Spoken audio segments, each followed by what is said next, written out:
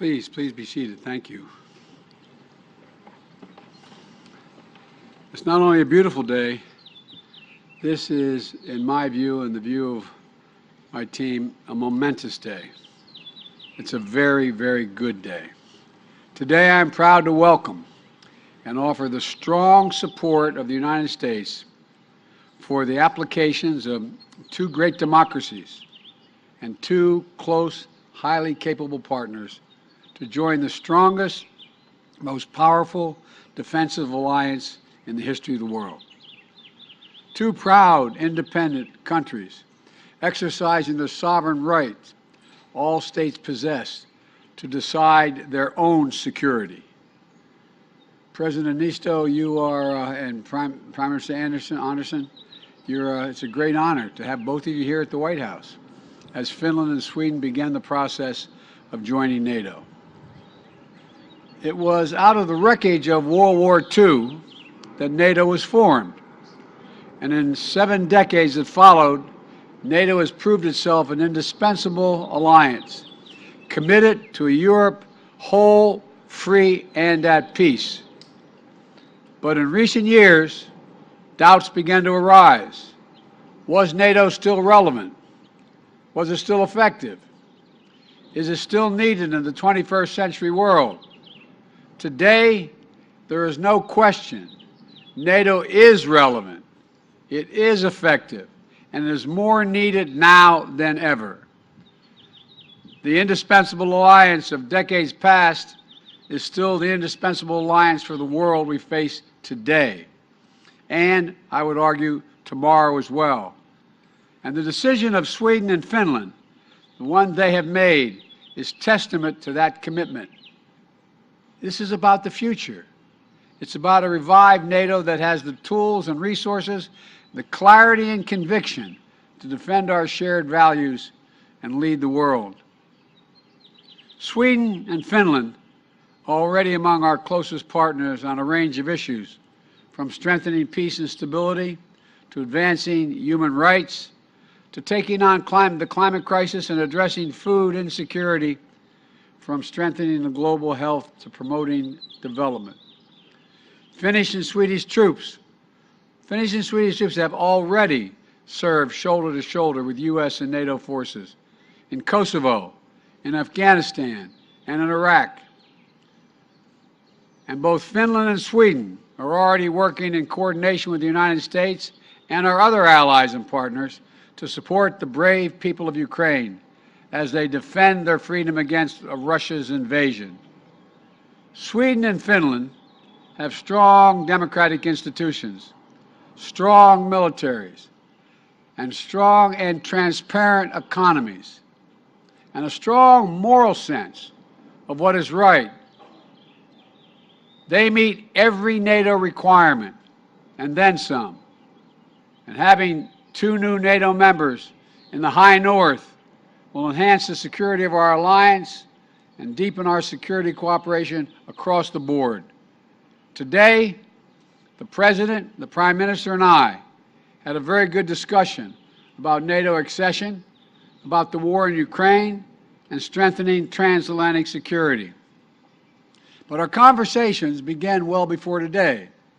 President Nisto and I spoke last December, and again in January, and the weeks leading up to Russia's unjust and unprovoked assault on Ukraine. In March, the President came to the White House to see me, to discuss this brutal conflict and the rupture it's causing in Europe. While we were in the Oval Office together, we picked up the phone and we called the Prime Minister, and the 3 of us all spoke. And we spoke again last week when I invited them to come to the White House today. We have consulted closely at every stage as Sweden and Finland made their determinations. And today I'm proud to assure them that they have the full, total, complete backing of the United States of America. Today, my administration is submitting to the United States Congress reports on NATO accession for both countries so the Senate can efficiently and quickly move on advising and consenting to the treaty. I greatly appreciate Senator Schumer and McConnell's support, as well as Senator Menendez and Risch, to move this through the Senate as quickly as possible once the perspective of all allies are addressed and NATO adopts the accession protocols. The bottom line is simple, quite straightforward. Finland and Sweden make NATO stronger, not just because of their capacity, but they're strong, strong democracies. And a strong, united NATO is the foundation of America's security. By joining NATO, allies make a sacred commitment to one another, that an attack on one is an attack against all. It's Article 5 of the Washington Treaty and the core building block of our alliance. And the only time in history Article 5 has been invoked was after 9/11, when the United States was attacked and all our allies rallied to our side. The United States will never forget that, and we will never fail in our pledge to defend every single inch of NATO territory. I welcome Sweden and Finland choosing that responsibility as well.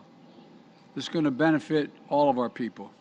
And today, the President, Prime Minister, and I committed that we're going to work together to remain vigilant against the threats to our shared security and deter and confront any aggression while Finland and Sweden are in this accession process. There's nothing going to be missed, as my mother would say, between the cup and the lip. We're in once it is moving forward. I really mean it. I really mean it. So let me be clear. New members joining NATO is not a threat to any nation. It never has been. NATO's purpose is to defend against aggression. That's its purpose, to defend. And let no one make a mistake. The meaning of this historic day. In the face of aggression, NATO has not grown weaker or more divided. It has grown stronger, more united. With Finland and Sweden's decision to request membership in NATO, it'll be enhanced for all time. Standing together today, we reject the bloody creed that might makes right, and we declare more powerful creed, all for one and one for all, because what NATO makes strong isn't just our enormous military capacity, but our commitment to each other, to its values. NATO is an alliance of choice, not coercion. This is a victory for democracy in action. Finland and Sweden are seeking to join NATO because their citizens demanded it, and their elected leaders heard them. That's how it works when leaders derive their power from the consent of the government, from the consent of the governed. And that's why NATO's open door has always been so important.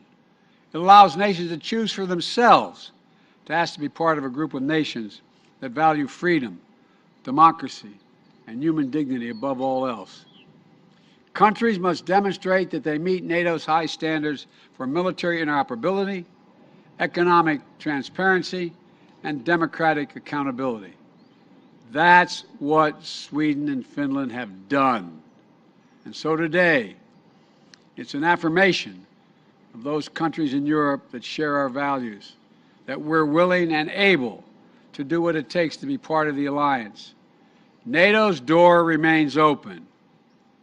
In just a few minutes, I'll be leaving to spend time with two of our Indo-Pacific allies. In a half hour or so, I'll be flying to the Republic of Korea and Japan. I thank the President and the Prime Minister for traveling here on for this meeting before I take off, because it is so important. America's alliances in Europe and in Asia keep us, and I would argue, the world strong and secure. They're how we confront the challenge of our time and deliver for our people today, and harness harness opportunities for a better tomorrow. And I look forward soon calling Sweden and Finland our friends, partners, and NATO allies. I want to thank you both for being here, and I'm going to invite each of you to say a few words, and we'll start. Mr. President, the podium is yours.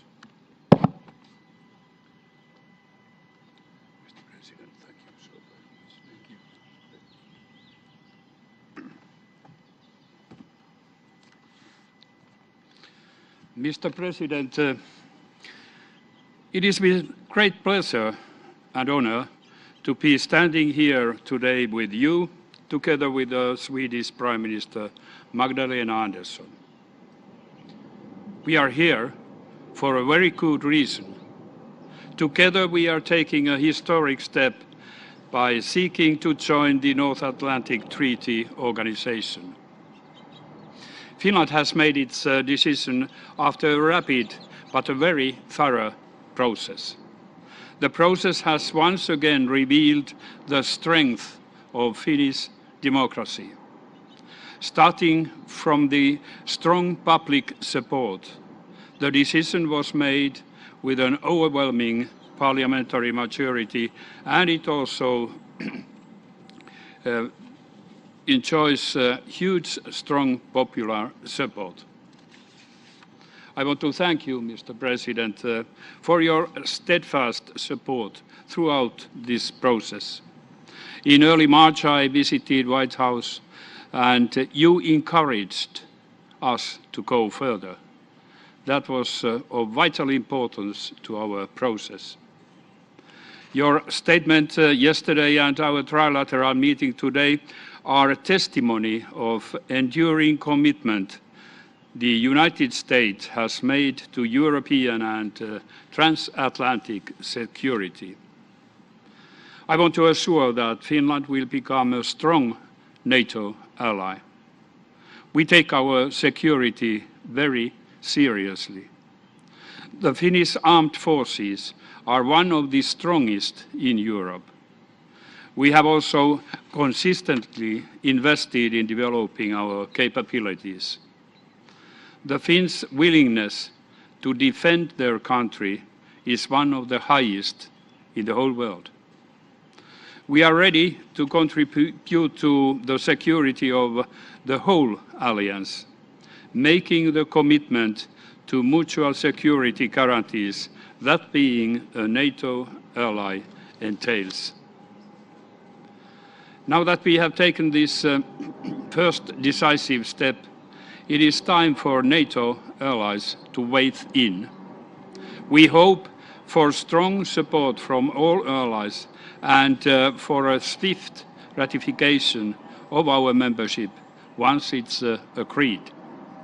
I believe that the United States can set a crucially important example to others. The Turkish leadership has recently expressed concerns about our membership application. I want to address these concerns today. Finland has always had broad and good bilateral relations to Turkey. As NATO allies, we will commit to Turkey's security just as Turkey will commit to our security. We take terrorism seriously. We condemn terrorism in all its forms, and we are actively engaged in combating it. We are open to discussing all the concerns Turkey may have concerning our membership in an open and constructive manner. These discussions have already taken place, and they will continue in the next days.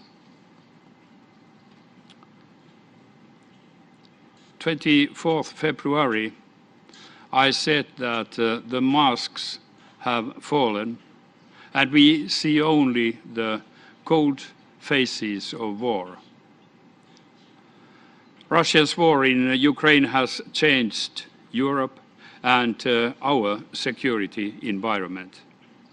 Finland takes the step of NATO membership in order to strengthen not only its own security, but also in order to strengthen wider transatlantic security. This is not away from anybody. Like you, Mr. President, said, NATO is protective, defending, not a threat to anybody. At the same time, we must not forget that at this very moment, the brave people of Ukraine are fighting not only for their own freedom and democracy, but for our common security. Finland, together with the EU and the United States, stands firmly behind Ukraine. So, Mr. President, once again, I want to thank you for making history with us. Thank you. Thank you.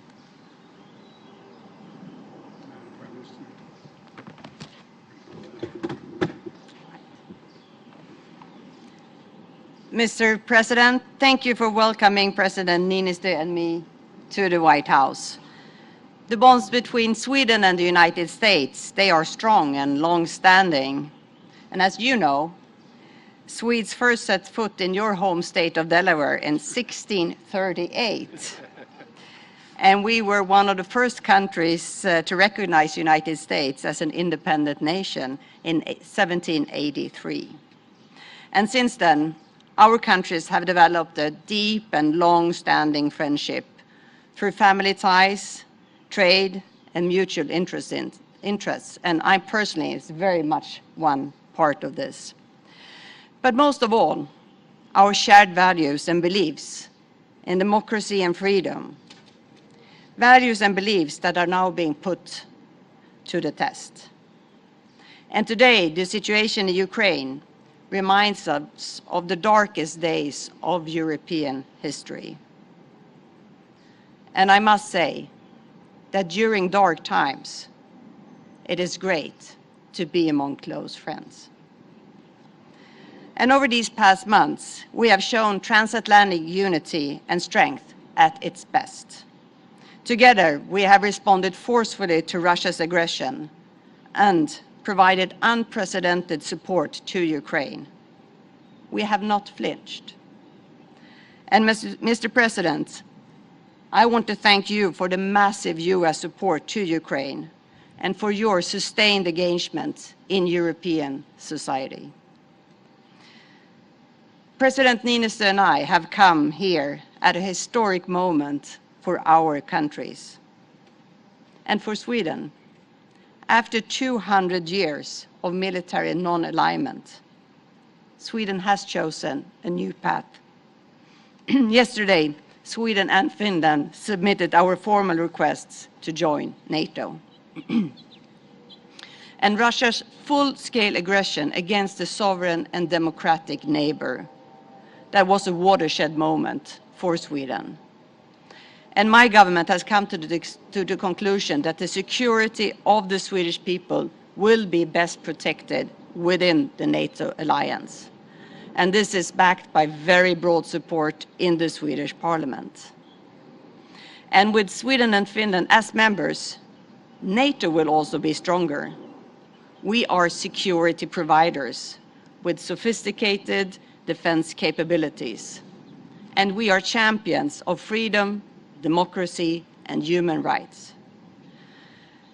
We have a long tradition of extensive military cooperation with NATO, including all missions. And we are right now ramping up our defense spending, and we will reach 2% of GDP as soon as practically possible. And Mr. President, your support for our country's NATO aspirations for our security are of fundamental importance. And we look forward to a swift ratification process by NATO members. And we are right now having a dialogue with all NATO member countries, including Turkey, on different levels to sort out any issues at hand. In the United States, the Senate is crucial in this regard, and last Sunday I hosted a delegation headed by Senate Republican leader Mitch McConnell in Sweden, And later today, President Niinistö and I will meet Senate Majority Leader Schumer and other leading members of Congress.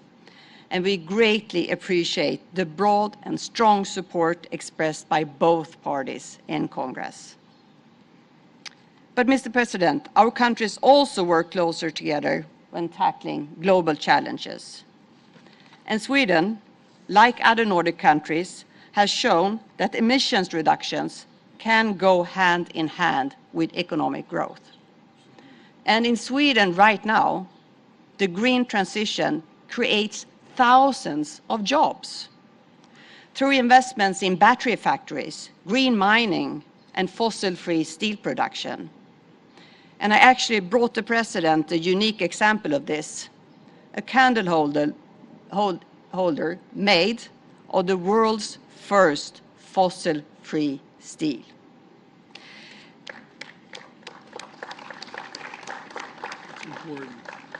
And what we see in Sweden right now is that previously neglected areas are no longer struggling with unemployment or depopulation. But how to build housing, infrastructure, and schools quick enough to meet up with the expansion. And here I see fantastic opportunities to cooperate between the Nordic countries and the United States.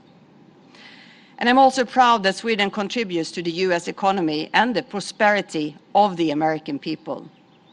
Swedish companies are active in every single state, creating more than 350,000 jobs in the United States. And we are the 15th largest investor.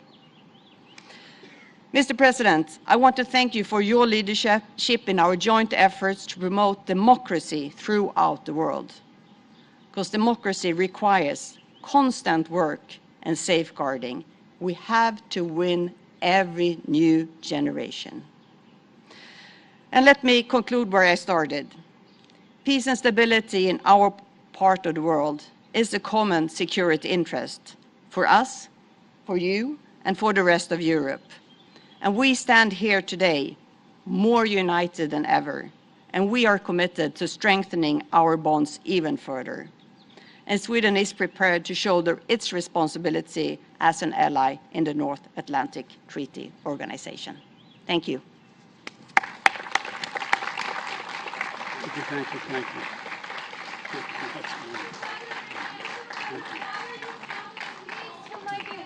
Now during this vulnerable transition. Mr. President, do you plan on speaking to President Erdogan? What can you call this process?